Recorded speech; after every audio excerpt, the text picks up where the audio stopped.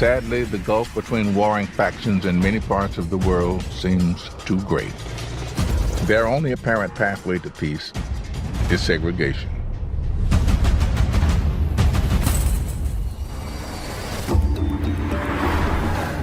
I'm on my way to Belfast, to Northern Ireland. For hundreds of years, Ireland has been ground zero in a struggle of loyalties to religion and nation. On the one side, Catholics who want to join the Republic of Ireland.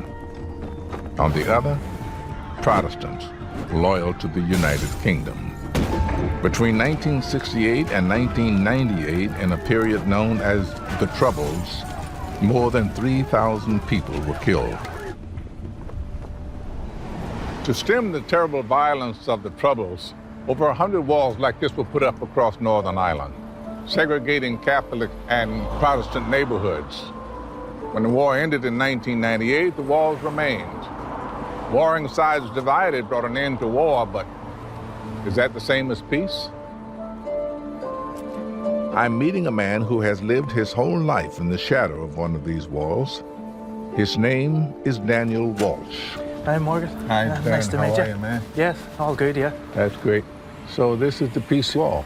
This is what's known as the interface between the two communities. Interface between the Protestants and the Catholics. And the Catholics, yes.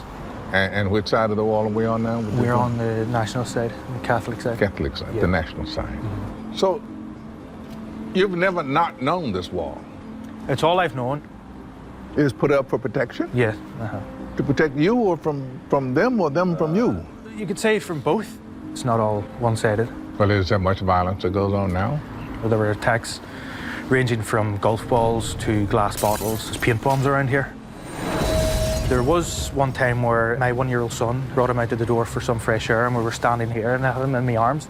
And there was a guy across the street who is not my biggest fan.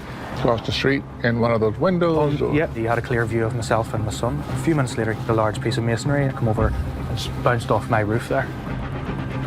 And it landed not too far away from me with the intent of doing some damage to myself or my son.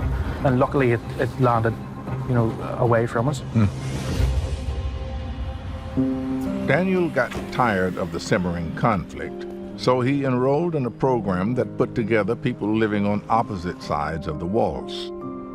He has struck up a friendship with a Protestant woman, something that is not only rare, but even dangerous in Northern Ireland.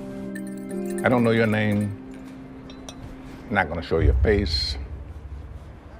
And I'm disguising your voice. Yep. Why is that? Some people don't like the idea of Protestant and Catholic being together. And they seen that I got too friendly with the Catholic people. They came to my house and threatened me. I was homeless for 6 months. I had to move. This isn't a couple of neighbours coming around and saying we're not happy with this. This is sinister people with violence in their mind. Do you think you could have been seriously harmed? Yes. Just for having a Catholic friend? Yes. Tell me about who you are yourself, as much as you can. I'm a Protestant. I was 11-year-old when the Troubles started. I seen a few people being shot and another person, his head was blew off. It was very, very hard growing up in those days. What did you think about Catholics? When I was young, I never liked them because I never really knew them. What about you, Daniel? Did you grow up with an idea about Protestants? They were not so much the enemy, but they certainly weren't your friend.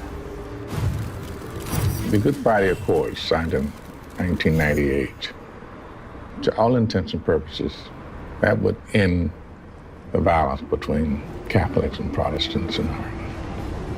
But it didn't. Why do you think it didn't? That should have been it. But you still have elements who don't want to be seen as giving in to the other side. And there was families that their loved ones was murdered through the Troubles, and it's harder for them to forgive. Good Friday Agreement was a nice idea on paper, but totally left behind were the people in the communities who were suffering and are still suffering. There was no effort at all to bring those people together. What do you hope for Ireland? It's education and having both communities being and working together from the very outset of life. It's much, much harder as adults to bring people together when they're brainwashed to think a certain way. Catholic and Protestant are not enemies. We're human. Well, I can see that that would be a big wish on both of your sides.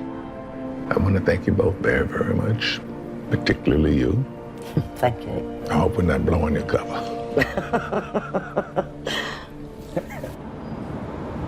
Robert Frost wrote, "Good fences make good neighbors," but I don't think he was imagining a 30-foot barricade. Daniel's house was attacked. His Protestant friend fled her home. But as long as there are people like them, people who dare to cross the divide, I believe there is hope for peace. I think their simple act of friendship and others like it will eventually tear down this wall.